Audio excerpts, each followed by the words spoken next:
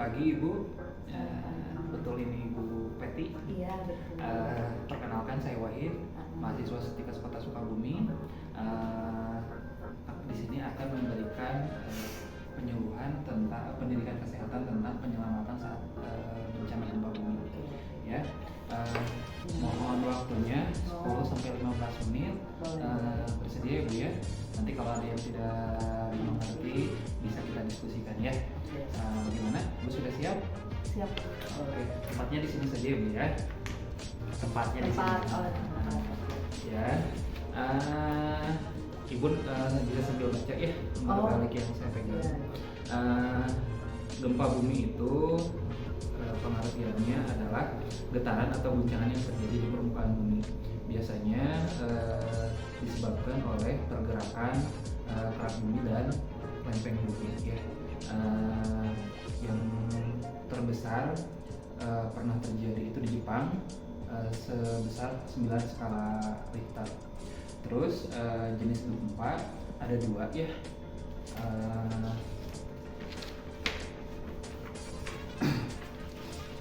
Ada yang berdasarkan penyebab dan berdasarkan kedalamannya. Nah, kalau penyebab yang pertama itu ada gempa vulkanik. Gempa vulkanik ini biasanya terjadi karena letusan gunung ya, seperti gunung berapi ya. Kalau di kita kan di yang terdekat ada gunung Gede dan gunung Salak. Keduanya statusnya gunung berapi aktif yang sewaktu-waktu bisa menyebabkan erupsi dan bisa terjadi gempa bumi ya. Kemudian gempa tektonik ini terjadinya karena pergeseran lapisan kulit bumi, biasanya terjadinya di daratan ataupun di lautan ya. Ini yang sering terjadi di Indonesia ya, karena berada di wilayah sirkum Pasifik atau yang dikenal juga dengan istilah Ring of Fire ya. Terus gempa runtuhan atau terban biasanya ini terjadi di gua-gua ya, di pegunungan, dan dengan ini skalanya lebih kecil dan kerusakannya juga lebih kecil ya. Terus berdasarkan kedalamannya, gempa bumi itu ada beberapa jenis ya. Yang pertama ada gempa bumi dalam. Ini biasanya terjadi 300 km di bawah permukaan bumi ya. Ini biasanya skalanya yang kita rasakan itu cukup kecil ya kalau yang gempa bumi dalam. Kemudian gempa bumi menengah ini berada di kedalaman 60 km sampai 300 km ya. Kemudian gempa bumi dangkal kurang dari 60 km dari permukaan bumi ya. Dan ini biasanya timbul kerusakannya lebih besar, seperti yang pernah terjadi di Cianjur. Oh, justru kalau lebih dekat, ya karena kan lebih dekat dengan tempat tinggal kita ya. Nah, adapun ketika terjadi bencana gempa, kita harus ngapain aja sih Bu ya? Yang pertama, tetap tenang dan jangan panik ya. Selamatkan diri sendiri dan keluarga ya, itu yang paling utama ya, untuk mengurangi jumlah korban ya. Jadi nyelamatin diri sendiri dulu atau keluarga dulu? Diri sendiri dan keluarga, tapi yang otomatis yang paling utama itu diri sendiri dulu ya, baru keluarga. Kemudian segera keluar rumah ya, karena kenapa harus segera keluar rumah ataupun ketika berada di dalam gedung yang tinggi, biar kita tidak terkena reruntuhan ya. Terus kalau lagi berada di jalan raya, kurangi kecepatan, walaupun kadang kita tidak bisa kurang merasakan ya, kecuali memang skalanya udah sangat tinggi, baru kita bakalan ngerasain di dalam kendaraan si gempanya lumayan cukup besar seperti itu. Kemudian kalau bisa berada di pusat keramaian, hindari dari berdesak-desakan, karena itu akan memicu kepanikan massal Bu. Histeria massal ya, nantinya jadi tidak akan mengurangi masalah, justru akan malah menambah masalah seperti itu ya. Dan kalau misalnya di tempat keramaian seperti di mall atau di gor seperti itu, atau misalnya sedang nonton konser kan biasanya ada petugas keamanan ya, kita ikuti arahan petugas. biasanya di tempat-tempat publik seperti itu akan ada jalur masuk dan jalur evakuasi yang mana dikhususkan bila terjadi sesuatu hal yang tidak diinginkan, salah satunya ketika terjadi bencana gempa bumi ya. Nah, ini satu lagi tambahan,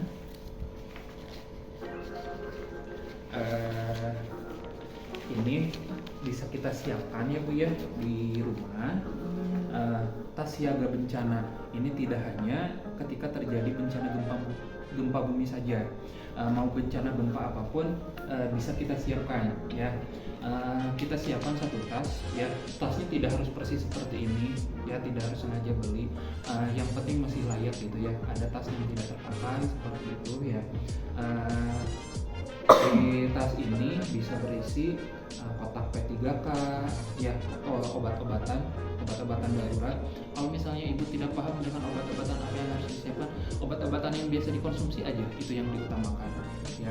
Kemudian masker ya, karena kita akan pergi ke pengungsian berdesakan dengan banyak orang, kita tidak tahu mereka membawa penyakit apa, mereka tidak tahu kita sedang kena sakit apa, untuk mengurangi resiko tertular penyakit ya.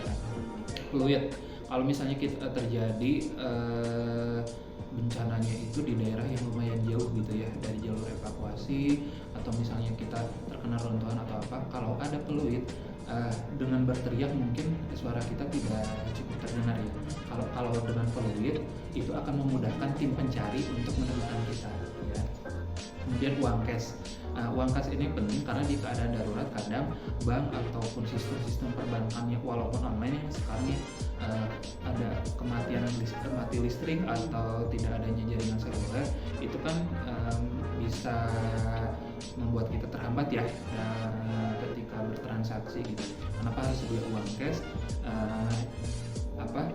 Biar untuk menanggulangi dana darurat, kejadian darurat itu, makanya harus selalu disiapkan di rumah dana darurat ya. Kemudian handphone ini untuk memberi informasi ataupun kita mencari informasi. Terus dokumen dan surat-surat penting. Nah, saya sarankan ibu kan di sini sudah kuliah Bu? Sudah menikah, sudah berumah tangga ya. Ada ijazah, surat nikah, ada akte lahir, kartu keluarga, KTP. Itu selain ada dokumen fisiknya, saya sarankan mulai sekarang di-scan Bu, disimpan dalam bentuk PDF, mau disimpan di drive ataupun di cloud ya. Jadi ketika terjadi bencana darurat, kita punya backup-annya ya, punya salinannya. Terus makanan yang tahan lama. Makanan instan diperbolehkan tapi tidak yang membahayakan ya. Misalnya sudah tahu keluarga kita punya darah tinggi, kita malah menyiapkannya ikan asin ya. Itu kan nanti akan memicu darah tingginya lebih banyak. Mungkin makanan-makanan instan seperti mie instan boleh tapi tidak terlalu banyak. Roti-rotian seperti itu ya, nugget boleh ya. Kemudian air minum ini usahakan si air minum itu disimpan dalam tasnya itu. Air minum itu kan tidak ada yang kadaluarsa ya Bu ya, termasuk air mineral. Yang kadaluarsa itu botolnya, bukan airnya. Nah, jadi kalau misalnya ada tanggal kadaluarsa di botol air mineral, itu yang kadaluarsa itu si botolnya, si plastiknya.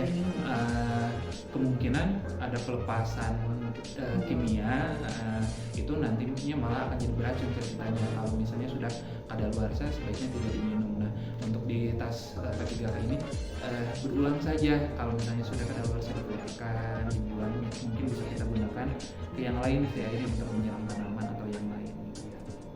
Kemudian senter, kalau misalnya terjadi bencananya di malam hari kan senter lumayan yang bisa membantu. Walaupun sekarang di HP ada flash ya, lumayan bisa kita mencari bantuan ataupun penyelamatan. Kemudian pakaian ya, pakaian ini juga diusahakan untuk beberapa hari ke depan gitu. Kalau misalnya terjadi bencana ya, dan ini bisa disiapkan juga di tas bencana itu. Yang satu lagi radio portable. Radio portable itu seperti walkie-talkie ya, untuk berkomunikasi ataupun mencari informasi. Karena kan biasanya radio portable ini baterainya lebih tahan lama dibandingkan HP gitu ya. Smartphone sekarang kan biasanya lebih cepat habis tentunya baterainya. Kalau radio portable seperti ini kan lebih pasca bencana itu kita tidak tahu akan berapa lama kita berada di pengungsian ataupun mencari sampai tim bantuan datang ya. Mungkin seperti itu. Bagaimana Ibu, ada yang ditanyakan? Saya mau nanya dong Kak, tadi itu kan dibilang ya kalau lagi di mobil gitu dalam perjalanan. Nah jadi kalau ada gempa tuh mending berhenti atau ya udah jalan aja terus? Gini ya, sekarang ini sudah ada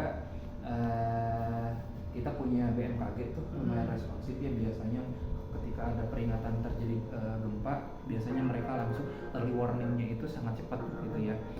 Kalau misalnya ada, usahakan berhenti, keluar dan cari tempat yang lapang, tidak di bawah reklame, tidak di bawah gedung-gedung yang tinggi, tidak berlindung di bawah ruko misalnya gitu ya,